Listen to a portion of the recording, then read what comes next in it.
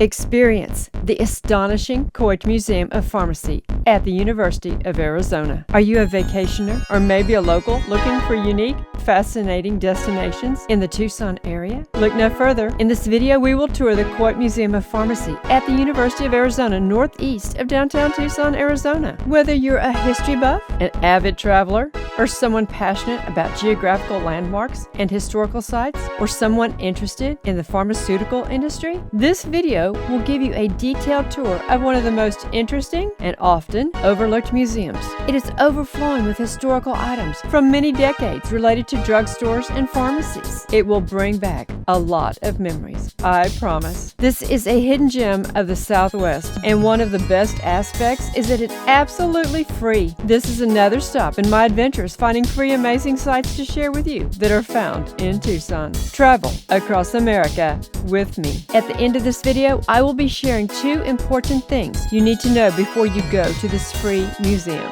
The History of Pharmacy Museum is the best kept secret at the University of Arizona. As we approached the museum, we were a few minutes early and the doors were locked, so we perused this area of the campus to admire the landscape. The University Campus Arboretum is the oldest continuously maintained public green space in Arizona. The entire university landscape is designated a campus arboretum as it houses diverse plants from dry climates worldwide. Guided tours are available. Back on topic, we also found the statue of Ken Coit, the man for whom the museum is named. He and his wife were the primary source of funding for not only the museum, but for many endowments, ensuring the school there would remain one of the country's foremost pharmaceutical colleges. The Coit Museum of Pharmacy is a treasure trove of history, culture, and innovation. Located on the University of Arizona campus, this museum offers a deep dive into the world of pharmacy and medicine, showcasing the changes of pharmaceutical practices through the decades. The museum's historical artifacts, old medicine bottles, and pharmacy tools offer a unique glimpse into the world of health and healing from the 19th century to the present day. If you're wondering why visit the Coit Museum of Pharmacy, well, if you're a vacationer searching for something unique and off the typical tourist radar, the Coit Museum of Pharmacy is a must-see. The impressive museum is home to a wide variety of exhibits that highlight the scientific advancements in medicine, the art of pharmaceutical compounding, and the changes in the pharmacy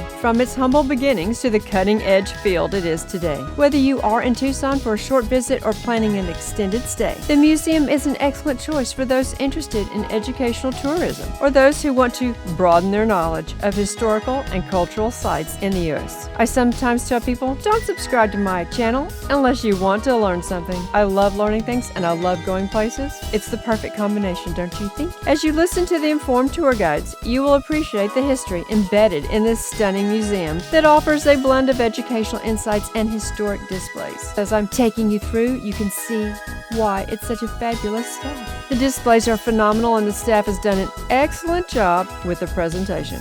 Thank you, Heather. The museum also offers a closer look at the history of medical research, drug discovery, and the pharmacy profession, making it a fascinating stop for students, professionals, and anyone interested in the medical history of the U.S. It's not just about medicine, it's about the human side of health and the stories behind the tools that have helped save lives throughout history. Our guide gave us details about most of the displays.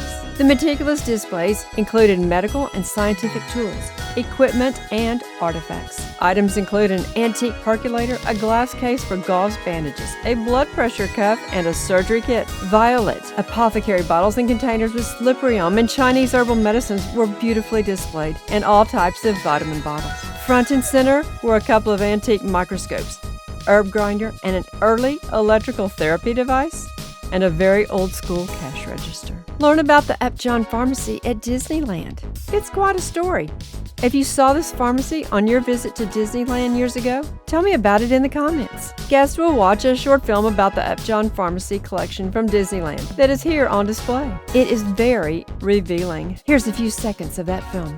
Keep in mind that Upjohn was a large pharmaceutical company, and the Disneyland Upjohn Pharmacy on Main Street was the only drugstore ever associated with the Upjohn Company. Welcome to the Coit Museum of Pharmacy and Health Sciences and the Upjohn Collection. An 1840s era French balance was at the Disneyland Upjohn Pharmacy. You will even see a small bust of Hippocrates and ornate lion candlestick holders once used as lighting. There are dozens of various types of apothecary glassware in various colors, shapes, and some with highly detailed sculpturing. It's all so fascinating. Many of the containers might have residue, but some have been meticulously cleaned to rid them of any remaining contents. Many items used in the industry in the past are no longer legal. The variety of bottles was fascinating. We went from room to room, and after listening to the guide's description of many of the displays, we were allowed sufficient time to look over the fabulous collection. The items vary from foreign items, all shapes and sizes of numerous urns and jars containing ingredients that were once used by druggists. Interestingly, many were herbal. We even saw some early 20th century tablet presses.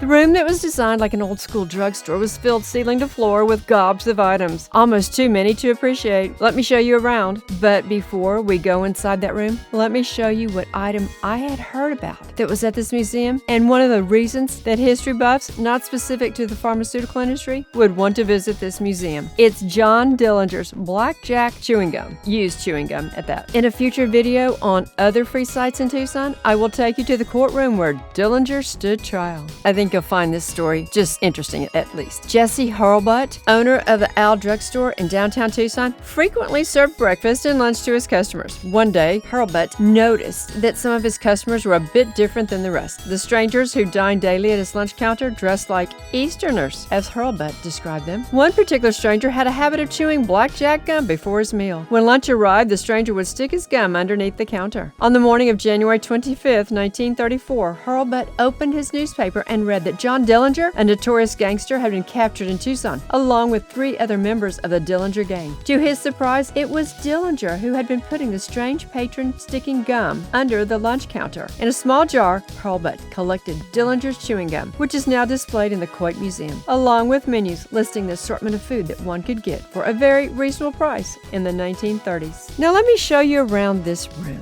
Many drugstores serve food, and some served only sweet treats like ice cream. Have you ever heard of a soda fountain? This drugstore has been set up to reflect aspects of the Owl Drug Company of Tucson. Sort of like our drugstores today, it's not just a place to get a prescription filled. There are many everyday items like groceries and toys which are available for purchase. Nothing has changed in that regard. Like today, many people get photo prints at the local drugstores. They did back then too. The equipment back then had nothing to do with digital or computers or copiers, but the old school methods. If you like photography and cameras, may I suggest my video on the camera museum we visited in Staunton, Virginia? It's fabulous. The link is in the description below. Now let me show you around a little more. There's so much to take in. It is simply impossible to appreciate everything that's jam-packed in this free museum. This wall represents a portion of the complex path that led to Big Pharma as we know it today. Hundreds of drug companies were founded between the 19th and early 20th centuries. Of these companies, some offered numerous products and others just 1 or 2. The pharmacy profession experienced drastic changes following World War II.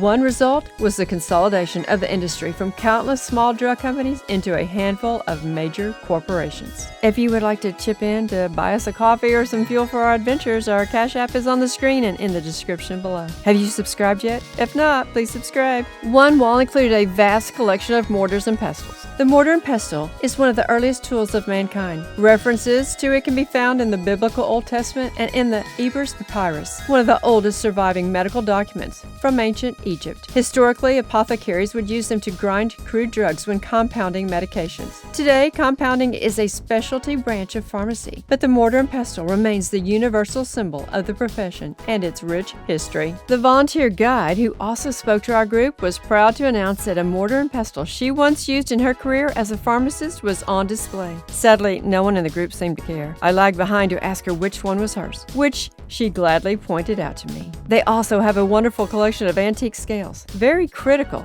to the industry. Along the tour, we were able to see other sites on upper floors of the building. Not all tours are taken to this historical pharmacy and additional site. We were able to see these sections because of the tour group we were adjoined to that day. If by chance you don't get to go upstairs, let me give you a glimpse of what we saw. This display was set up like an old-school pharmacy. We also went to room 103, the Willis R. Brewer Room of History of Pharmacy. This was truly astounding. Let me show you around this room.